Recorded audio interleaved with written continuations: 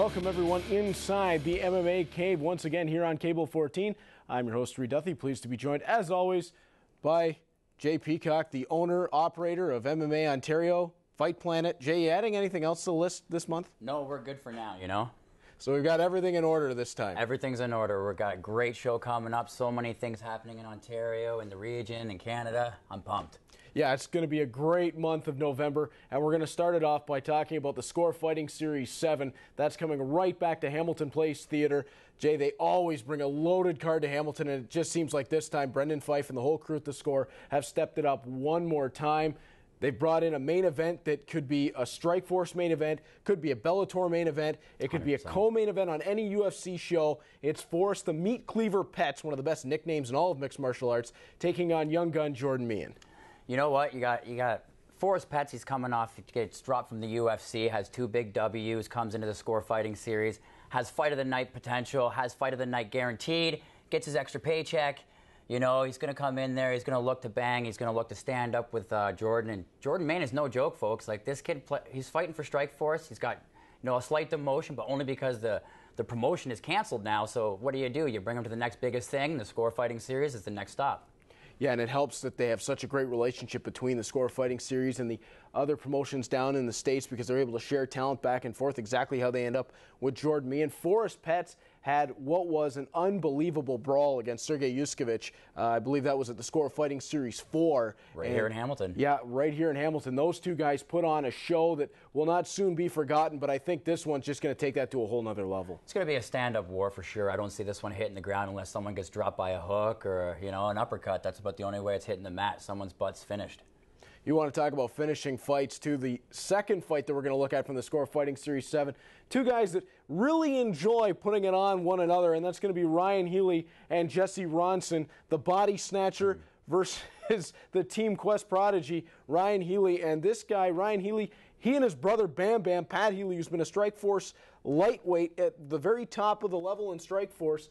I mean, this is a guy who can throw unbelievable power shots. He has got some great technique in the striking game, and he's got a head as hard as one of those rocks on Easter Island.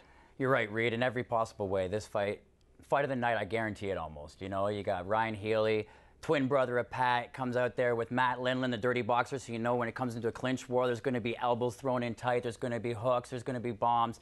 Then you got the body snatcher. What a great nickname. You get hit with a floating rib shot from Jesse Ronson, the night is over for you. You can never continue. So, like, this fight of the night guaranteed.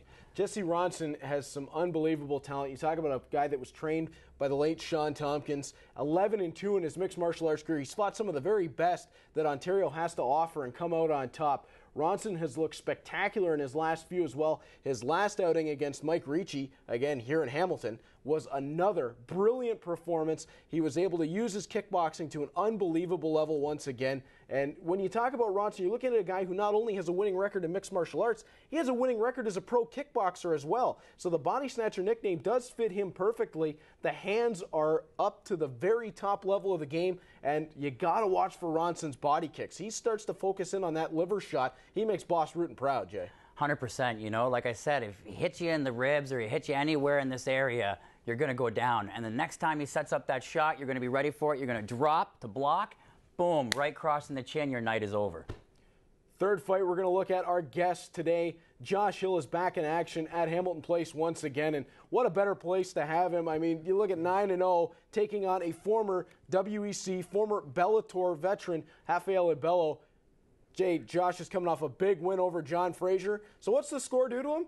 Yeah, we'll just find you another great opponent. They're making him step up another level. I mean, the win over John Frazier was a career-defining moment for Josh. They know he's knocking on the door of the UFC. They know he's at that level, so they find a guy that used to be in one of the 2 Zuffa promotions, and they say, here, have another shot at one of the top guys. You know what? Josh has run through everybody in the Canadian scene at the bantamweight level.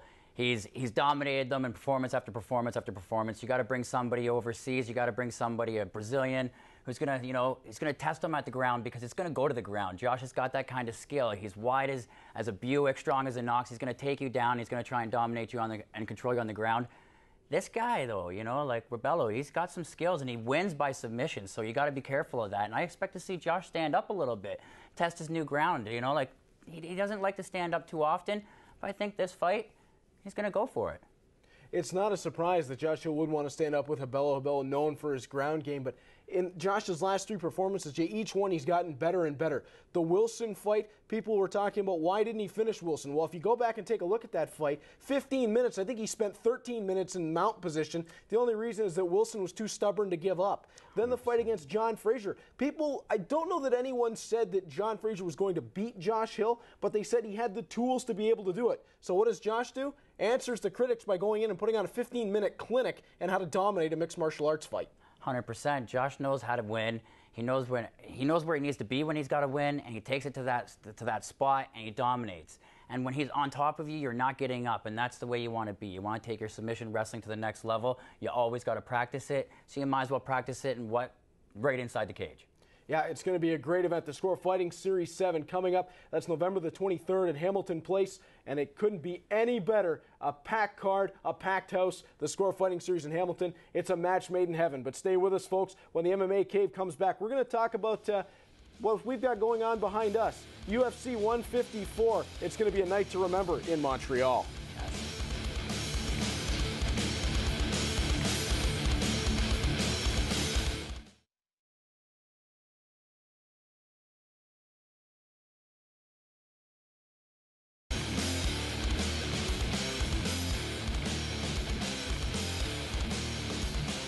Welcome back inside the MMA Cave, ladies and gentlemen.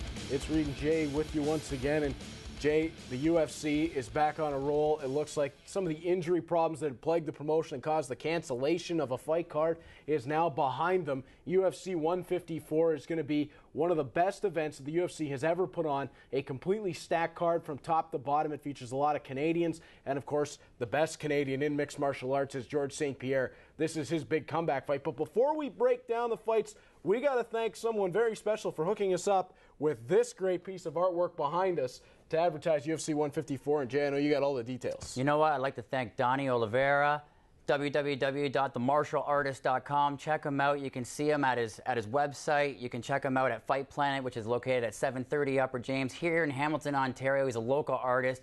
Fantastic work. And I'm going to be honest with you. It says there can only be one, and there can be only one. Another gorgeous piece by Donnie. That's my pick. Yeah, I don't think there's any question. The MMA Cave is unanimous on this one.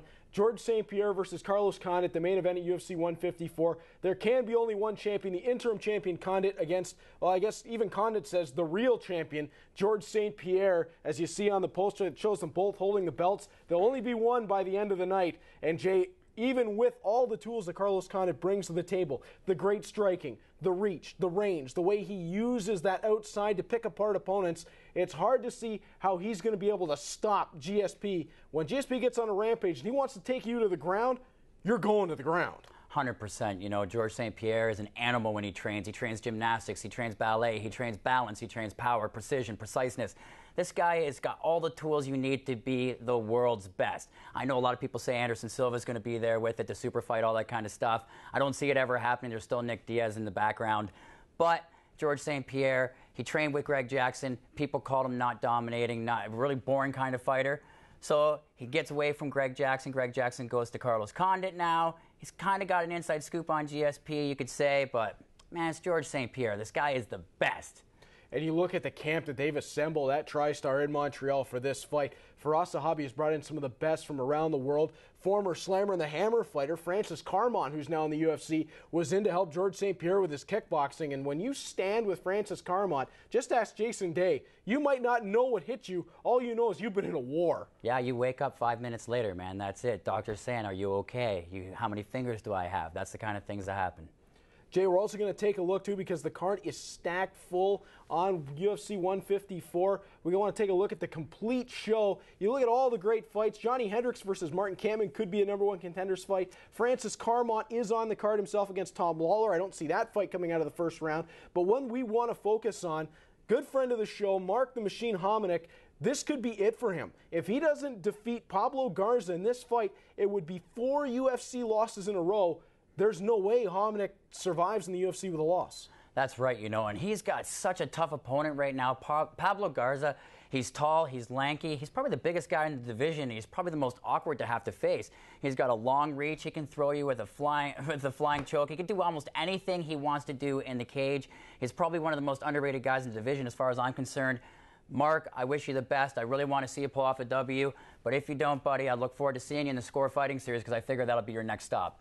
Yeah, Mark Hominick really has the back against the wall, but there's one thing that we've learned from the guys at Team Tompkins of Adrenaline Training Center is when you put their backs against the wall, that's when they're absolutely the most dangerous. Pablo Garza, I feel sorry for you, my friend. I think Mark the Machine Hominick's going to come out as best as we've ever seen him for this fight. He knows this is his last chance, and what better place to do it than in Canada. You're right, absolutely right. Look what Sam Stout did in his last fight. Everybody thought he was a stand and bang kind of guy, a stand-up guy. Showed people what he can showcase his wrestling skills. Took the man down over and over again. Still hit him with his bombs, but mixed up his game plan a little bit. Took the W, and he needed it, and that's what Mark needs to do. He's got to find a way to get the W and put it on him. It's going to be a great fight, but as we move along, Jay, we're also going to take a look at the rest of the Canadians on the card, and specifically the 3 other Ontario talents that are on the show. Mark Bocek takes on Rafael Dos Anjos. Sam Stout goes against fellow Canadian John McDessie, and Antonio Carvalho gets Rodrigo Dam in a matchup of a transplanted Brazilian versus a Brazilian. That's right. I like Sam Stout, John McDessie. This is a good fight. Both guys are really exciting to watch, actually. McDessie's got some spinning back fists. He's got side kicks. He's got this crazy style that's really unpredictable in the cage. And you got Sam Stout, just an all-around great athlete from head to toe. He's got power. He's got wrestling. It's going to be a good fight.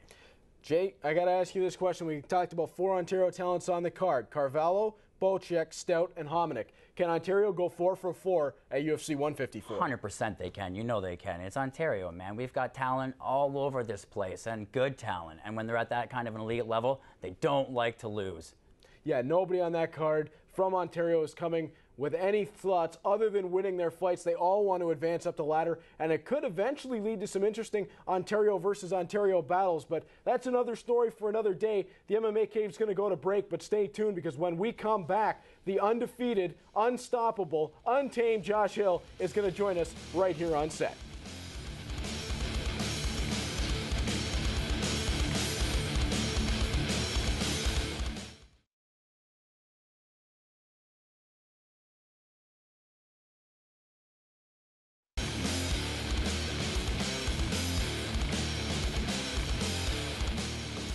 Welcome back inside the MMA Cave, ladies and gentlemen. It's Reed and Jay, and we've moved aside to be joined by gentleman Josh, who's going to be fighting at the Score Fighting Series 7. But before we get to talking about that, we want to make sure everybody remembers that you can follow us at the MMA Cave on Twitter or Facebook.com/the MMA Cave.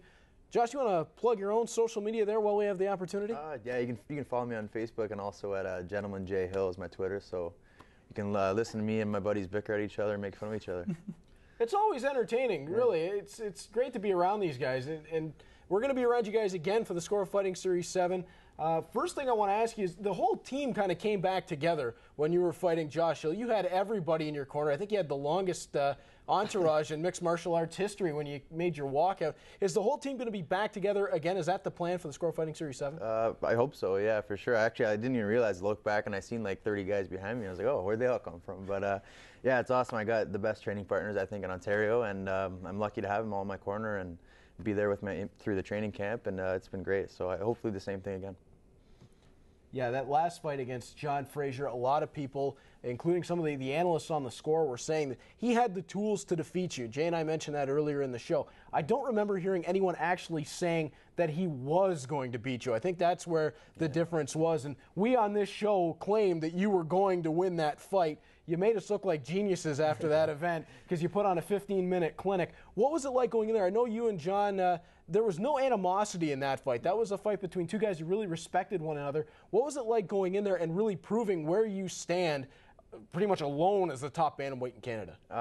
Yeah, I knew it was a big fight. You know, everybody wanted to see that fight. And yeah, John's a top fighter in Canada for sure. But I actually surprised myself, to be honest. I thought it would be a 3-round war, back and forth, a hard, gritty fight, but I was really surprised at how one-sided it was. I knew it was going to go all over the place, up and down, and I figured, I'd take him down, he'd get back up, try to take me down. There'd be clinch work, there'd be a lot of punches thrown, but just the way it went down, once I got him on the ground, I was able to just to ground and pound him and control him. And, I got mounted a couple times, took his back, and it just went my way. It couldn't have went any better. Obviously, if I had a finish, it would have been the best. But I knew the fight was going to go 3 rounds, I think, and because he's really hard to finish, and I know I'd be hard to finish. So it was good. In the end, I got my hand raised, and I think I proved that I'm probably the top bantamweight and not signed by the UFC in Canada. 100%, I totally feel that way. Now you got Rebelo coming in, Brazilian, he's got some submission work. Are you going to clinch with him? Are you going to take him to the ground? Or are you going to try and actually knock him out? For sure. I think this is why I wanted this fight. I wanted, an ex-WCX UFC guy, so I got that. He's on a 3-fight win streak. Most of his wins are all by sub, and he's a BJJ black belt out of ATT. So he's got a lot of credentials, but I think stylistically this is the fight where I can showcase a lot of my other skills. Everybody thinks I'm just a wrestler, even though I've never had a wrestling match in my life. But so this is a fight that I can show my stand-up, my clinch work, my jiu-jitsu if necessary as well. So I think it's a great matchup, and I really look forward to this one. It's the cauliflower ears that's got everybody thinking that you're a wrestler. Yeah. That's where it comes from. We've talked a lot in the past, and a lot of analysts have talked in the past about your great wrestling game, and you say that you've never had a wrestling match in your life. Where did that come from? Where have you learned all that ground game? I think just my body stylistically, I have the frame actually to be a wrestler. I think that's my perfect sport if I actually did it. But I got to credit my wrestling coach, Adrian Woolley. He's pretty much taught me everything I know about wrestling, and he converts it so well into mixed martial arts. He doesn't just teach me something that works for wrestling. He teaches me something that works in the cage, and because he knows himself, being a fighter himself. So, all the credit to him. He's been a great coach to me and a great mentor and a great training partner. When you normally clinch up with a guy or you've got him on the ground, can you feel how much more physically you are stronger than that man? In most cases, yeah. At 135, I think I'm a big 135er, and I think I'm very strong in the cage. I knew John was, when we walk around, he's probably a lot bigger than me, but I knew come fight time when we're in the cage, I knew I'd be more close to my natural weight than he would be, and I knew I'd be stronger than him or just as strong. So, yeah, when I get in the cage, I feel just as strong than anybody I've ever been in there with. So it's good. I can remember being the play-by-play announcer for your fight against Kiko Lopez, and that, I think, was the fight that really showed your strength. I mean, I remember you walking into that fight really sick as a dog, and you went in against a guy who was trained by Dan Henderson, trained by Matt Lindland, had been a Greco-Roman wrestler, and you took it to him on the ground. That, I think, was really the fight where everybody noticed how good your wrestling game is, because you took somebody that could have been a national team wrestler in the United States and made him look completely ordinary. Now you go in against a guy who's got Brazilian Jiu-Jitsu as his top weapon. How do you feel the wrestling game matches up versus a Brazilian Jiu-Jitsu game in general? I think it's great because I'm going to put it where I want it. You know what I mean? I don't think he'll be able to take me down. And if I want to take him down and go that road, I think I can. But I can use my wrestling to keep it on the feet and try to knock him out, or I can use my wrestling to get on top and ground and pound him. He is crafting the submissions, but so is John, and he wasn't able to get me in any submissions. I think I got these short limbs that are hard to get a hold of, for arm bars and stuff like that. So that's probably one of my biggest weapons is my submission defense. I train with guys like Rory McDonald and Antonio Carvalho, and if they're having hard time submitting me, then I think this guy will be too. Well, I have a relationship with Ricardo Amendoli up there from Pura BJJ, who just got his black belt under the Mendez brothers, and he tells me that you're probably the hardest guy up there to choke out. So if he's saying it, it's got to be true. For sure. Well, Ricardo's, he's my jiu-jitsu instructor there, and he's he's taught me a lot of good stuff. And like you said, I'm hard to submit, but that's probably one of my biggest weapons. Now, on a lighter side of things, we always talk about the fight game and stuff like that. Now, after fight, you always get together, your friends get together, all the guys that fought together, your teammates, you guys go out, you have a little fun with your friends and stuff like that. Where are you going this time? Actually, we're going to go to the same place we went last time, Absence Bar and Lounge, straight down in Hamilton there. They always hook us up, they treat us good. And yeah, of course, the parties, you have to party after a fight. That's you look forward to it. 6 weeks of dieting and not drinking and everything like that. You gotta let loose. So November 23rd, we're all going to go down to the Absinthe and enjoy a drink or two with you. Is that the way it's going? You guys come on out, man. Excellent. Yeah, I believe as it goes, the parties with your camp have been somewhat legendary to say the very least. Yeah, we don't want to say too much. I think there's still a statute of limitations going on, but they have been a lot of fun. You guys have treated us very well from the MMA Cave in the past, and we look forward to being down there with you again. And as everything's been going on, your fight coming up is coming at an interesting time for your camp in general, because Scott McCovey has still been itching for a fight. I mean, he's ready to fight. He's ready to fight a caged gorilla if they'll let him. Yeah. And Lyndon Whitlock is coming off a brawl with Rick Glenn. Has Lyndon been able to do a lot with you in the camp so far? Has he still been healing up the injuries from what was an amazing fight? And Jay, personally, I don't think he lost anything in that fight either. No, yeah, it was the fight itself. I still think Lyndon can compete with that guy any day of the week. Just didn't go his way that night. That's all. And Rick Glenn's no joke, man. That guy's a top dog at 145 for sure. So I think it would be a good learning experience for Lyndon for sure. He learned a lot from it. He's just kind of healing up right now. He's gonna get back into it anytime soon. So I look forward to having him back in my training camp. He's a big asset and part of my team. So I look forward to having him back. I think he's gonna rebound from that loss. Even better than he did his last time. He lost to Tristan Johnson, and he came back and got a nice highlight knockout. So I think he's gonna do the same thing here. Corey Houston's still not sure if he's awake yet after that punch. I think he's still at the general. Might even be at HPH now. But when it comes down to seeing Lyndon lose, that's something I always wanted to talk to you about. Since you're 9-0, you haven't felt the loss, the defeat. Seeing the struggle that he goes through after the fight, after it all goes down, and you guys are sitting alone, you're all talking in the hotel afterwards, hours and hours and hours after the drinking is done. Mm-hmm. How does it feel? Does it motivate you to make sure you don't catch that L because of seeing the way the teammate gets so, under the weather? Yeah, no, it's heartbreaking for sure, especially right after when you're in the locker room, right? It's 6 weeks of hard work and dedication, then you go in there and you lose, right? It's the worst thing in the world, especially in front of your family and your friends and on TV and whatnot. But everybody loses. I've come to that. I haven't lost yet, but eventually in my career, I'm sure I'm gonna, it's not gonna be my night, you know what I mean? But I hope it's not anytime soon. But learning from his loss it's like a loss to me as well too. We're a team, so I kind of take that and it motivates me more, not to lose and just go out there and do my thing. Now, one of the questions I wanted to ask is, after the fight with John Frazier, have Sean Shelby and Joe Silva had to take a restraining order out against you yet? Have you been just knocking down their door? Scotty's been out of me. Scotty's been all over him. Yeah, I know there's been a big campaign to get you into the UFC. How is that going? Do you feel like it's close? I know you're happy with the Score Fighting Series, and they're very happy to have you. And we love having you fight here in Hamilton. But I know that the UFC is the goal. Where does that stand right now? Have you got any feedback from them as of yet that you can tell us about? Yeah, sure. Scotty talked with Shelby, and with the UFC, and basically right now it's just bad timing for me, to be honest. They're overflooded with bantamweights, and he said he's got the rest of this whole year booked, and he's got guys that he signed in the first quarter at bantamweight they still haven't fought yet, and they're waiting to fight. So basically it's just a timing thing for me, and one thing, I don't want to sit on the shelf and not be active. So he said, keep fighting, keep doing what you're doing, and you're going to get there eventually. I think he was kind of targeting spring of 2013 when he's going to bring in some new bantamweights. So I'm hoping I'm on that list. He said I'm in that that top list of guys that are on the cusp of getting in there. So I just got to keep doing what I'm doing. Hopefully, if I make it 10-0, that'll be enough to get me in there. So that's what my goal is. Well, that's definitely what we're hoping for. And Jay, before we head out on this episode and we get ready to reconvene next month in December, one of the things I wanted to ask Josh is, last month we offered Lyndon Whitlock the chance to sort of bring the MMA Cave on the road. We're going to go into one of the gyms that they train at for a sparring session with Lyndon. Josh, do you want to be there and just watch Beat Up the Commentator Day while Lyndon and I step in the ring against one another? Can I join as well?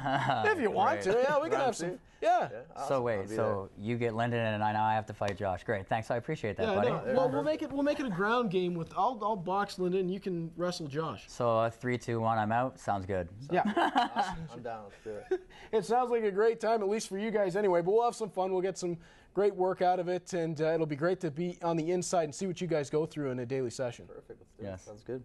All right, Josh, thank you so much for joining us here today, and we hope all the best for you against Rafael Libello on November the 23rd. We're going to be behind you all the way. The MMA Cave supports you as much as we could support anybody. We want to see you in the UFC sooner rather than later with some gold around your waist. Well, thank you, guys. 100%. I appreciate it, and thanks for having me on here always, and I appreciate all the support. Awesome. All right, we're going to wrap this one up, folks. But remember, the MMA Cave will be back in December. Jay, we got a whole bunch more stuff to talk about. We got guests knocking down the door to try to get on the show. I mean, we got everything going on. This show just keeps getting better and better month by month. You know what? Follow us on Facebook, follow us on Twitter, get at us, speak in the language of fight. We're always willing to chat. It's going to be great times. Thank you once again for joining us inside the MMA Cave. Our thanks to Josh Hill for being here with us. For Jay Peacock, my co-host, I'm Reed Duthie. Thanks for watching. Good night, everybody.